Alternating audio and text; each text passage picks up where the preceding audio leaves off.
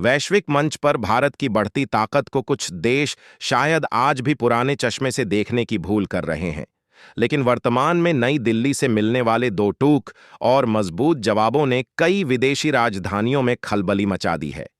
आखिर ऐसा क्या हुआ कि ब्रिटेन में भारत के खिलाफ दिया गया एक बयान खुद उसी के लिए गले की हड्डी बन गया है? किस वजह से पाकिस्तान ने अमेरिका के एक बहुत बड़े कूटनीतिक प्रस्ताव को सिरे से खारिज कर दिया? आर्मेनिया की मिलिट्री परेड में ऐसा कौन सा नजारा दिखा जिसने अचानक पश्चिमी मुल्कों के कान खड़े कर दिए हैं? और बांग्लादेश के प्रधानमंत्री के आगामी चीन दौरे को लेकर भारतीय रणनीतिकार इतने सतर्क क्यों हैं? अंतर्राष्ट्रीय राजनीति से जुड़ी ये तमाम बड़ी खबरें जो सीधे तौर पर भारत को प्रभावित करती हैं, आपको सिर्फ दी हेमिस्फेयर इंटेलिजेंस पर देखने को मिलेंगी। इसलिए इस वीडियो के अंत तक हमारे साथ बने रहिए। शुरुआत करते हैं ब्रिटेन से आ रही बड़ी सियासी हलचल से। वहां के एक सांसद के बयान ने भारत और भारतीय प्रवासियों को लेकर एक नया विवाद खड़ा कर दिया है। सोशल मीडिया और मीडिया रिपोर्ट्स के मुताबिक इन सांसद महोदय ने खुलेआम कहा कि ब्रिटेन को अब भारतीयों को अपने यहां बुलाना बंद कर देना चाहिए और अगर कोई इसे नस्लवाद कहता है तो उन्हें इसकी परवाह नहीं है। मगर यह मामला सिर्फ एक विवादित बयान तक सीमित नहीं है। असली मुद्दा यह है कि क्या ब्रिटेन का एक धड़ा अपने देश की आर्थिक और सामाजिक सच्चाई को नजरअंदाज कर रहा है? आज जिस ब्रिटेन में भारतीय मूल के डॉक्टर, इंजीनियर, साइंटिस्ट, बिजनेसमैन और टेक एक्सपर्ट्स वहां की व्यवस्था की रीढ़ बने हुए हैं, उसी देश में कुछ राजनेता राजनीतिक फायदों के लिए भारतीयों को एक समस्या के रूप में पेश कर रहे हैं। हैरानी की बात यह है कि यह बयान तब आया है जब ब्रिटेन खुद मंदी, स्किल्ड लेबर की भारी कमी और सुस्त आर्थिक रफ्तार जैसी गंभीर चुनौतियों से लड़ रहा है। ऐसे दौर में अपनी नाकामियों को छुपाने के लिए प्रवासियों को निशाना बनाना हमेशा से एक आसान सियासी पैंतरा रहा है। लेकिन ब्रिटेन का health system, NHS, IT sector और फाइनेंशियल सर्विसेज पूरी तरह ठप हो जाएंगी। यही कारण है कि यह बयान केवल राजनीति तक सीमित नहीं रहा। हाल के दिनों में जब ब्रेग्जिट के बाद यूरोप से आने वाले कामगार कम हुए, तब भी भारतीय पेशेवरों और छात्रों ने ही उस कमी को पूरा किया। इसलिए जानकारों का मानना है कि भारतीयों को बोझ बताना जमीनी हकीकत और आंकड़ों के बिल्कुल उलट है। दूसरी तरफ आज का भारत भी पहले जैसा नहीं रहा। भारत अब दुनिया की सबसे तेज रफ्तार से बढ़ने वाली बड़ी अर्थव्यवस्था है, जहां वैश्विक कंपनियां निवेश कर रही हैं और दुनिया भर में भारतीय टैलेंट की भारी मांग है। अब रुख करते हैं दूसरी बड़ी अंतर्राष्ट्रीय खबर की तरफ। पाकिस्तान ने अमेरिकी राष्ट्रपति डोनाल्ड ट्रंप की एक बहुत बड़ी कूटनीतिक पहल को झटके में ठुकरा दिया है। यह पूरा मामला अब्राहम अकॉर्ड्स से जुड़ा है, जिसके तहत ट्रंप प्रशासन मिडिल ईस्ट के मुस्लिम देशों के रिश्ते इजराइल के साथ सामान्य कराने की कोशिशों में जुटा है। लेकिन पाकिस्तान के रक्षा मंत्रालय ने साफ कर दिया है कि वे किसी भी ऐसी संधि का हिस्सा नहीं बनेंगे जो उनकी स्थापित नीतियों और विचारधारा के खिलाफ हो। यह रुख इसलिए मायने रखता है क्योंकि ट्रंप ने हाल ही में दावा किया था कि कई और मुस्लिम देश इस समझौते में शामिल होने जा रहे हैं और वे ईरान के मुद्दे को भी इसी त्रिकोण से सुलझाना चाहते हैं। यानी यह मामला सिर्फ दो देशों का नहीं, बल्कि पूरे मध्य पूर्व की भावी सुरक्षा और आर्थिक समीकरणों को बदलने वाला है। इस पूरे घटनाक्रम में भारत की भूमिका बेहद दिलचस्प है। एक तरफ जहां पाकिस्तान अपनी पुरानी लकीर पर अड्डा है, वहीं भारत ने पश्चिम एशिया में बेहद व्यावहारिक और संतुलित कूटनीति का परिचय दिया है।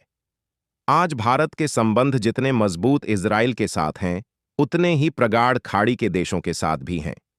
डिफेंस, एनर्जी सिक्योरिटी, ट्रेड और टेक्नोलॉजी के मोर्चे पर भारत ने दोनों पक्षों के साथ अपने हितों को साधा है। यही वजह है कि मिडिल ईस्ट का हर बड़ा देश आज भारत के साथ खड़ा होना चाहता है।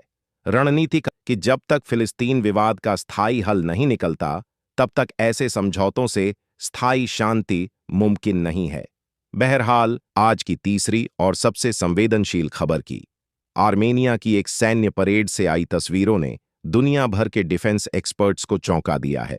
रक्षा विशेषज्ञों के मुताबिक आर्मेनिया के सुखोई Su-30SM लड़ाकू विमानों में ईरानी मूल के Yasin precision guided glide bomb लगे हुए देखे गए हैं।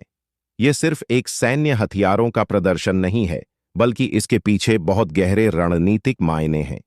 दरअसल काफी समय से यह कहा जा रहा था कि आर्मेनिया के पास बेहतरीन रूसी सुखोई विमान तो हैं, लेकिन आधुनिक हथियारों की कमी के कारण वह उनकी पूरी क्षमता का इस्तेमाल नहीं कर पा रहा था। अब ईरानी तकनीक के इन आधुनिक गाइडेड बमों के आने से आर्मेनिया की वायुसेना की ताकत कई गुना बढ़ गई है। नागोर्नो काराबाख के युद्ध के बाद से दक्षिण काकेशस क्षेत्र में ताकत का संतुलन लगातार बदल रहा है। ऐसे माहौल में आर्मेनिया द्वारा ईरानी हथियारों का यह प्रदर्शन केवल एक तकनीकी बदलाव नहीं, बल्कि एक बड़ा राजनीतिक संदेश है। इससे इस इलाके में अमेरिका और उसके पश्चिमी करीबियों की निगरानी और बढ़ सकती है, क्योंकि किसी भी देश की सैन्य शक्ति में अचानक होने वाला ऐसा इजाफा पूरे क्षेत्र की सुरक्षा को प्रभावित करता है। भारत के लिहाज से भी यह घटनाक्रम बेहद महत्वपूर्ण है।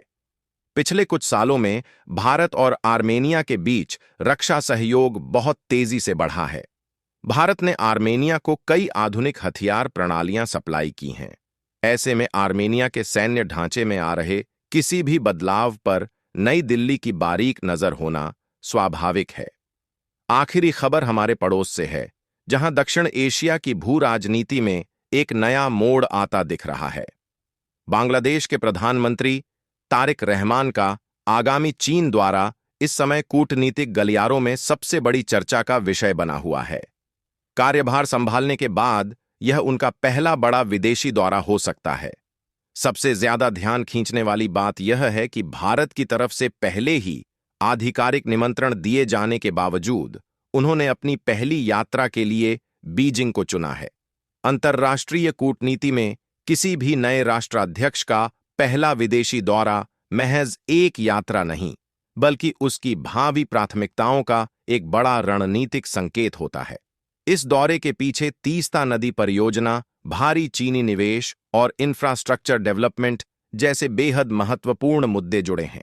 यही वजह है कि नई दिल्ली, ढाका और बीजिंग तीनों इस पर नजरें गड़ाए हुए हैं। बांग्लादेश के लिए तीस्ता नदी का प्रबंधन और उसके पुनरुद्धार के लिए फंड जुटाना एक बड़ा मुद्दा है और चीन इसमें भारी निवेश करने की इच्छा जता चुका है। दूसरी तरफ बांग्लादेश ने यह भी संकेत दिया है कि भारत के साथ उसके रिश्तों की भविष्य की दिशा पानी के बंटवारे और लंबित समझौतों की प्रगति से तय होगी। जाहिर है कि चीन अपनी belt and road initiative BRI के जरिए दक्षिण एशिया में भारत के प्रभाव को कम करने की लगातार कोशिश कर रहा है और बांग्लादेश इस शतरंज की बिसात पर एक बेहद अहम मोहरा है। चीनी अधिकारियों के बयानों से भी साफ है कि वे इस साझेदारी को नए स्तर पर ले जाना चाहते हैं, जो भारत के लिए रणनीतिक रूप से बेहद सतर्क रहने का समय है। अंतर्राष्ट्रीय मंच पर हो रही इन सभी बड़ी हलचलों को लेकर आपकी क्या राय है? कमेंट बॉक्स में अपनी प्रतिक्रिया जरूर साझा करें।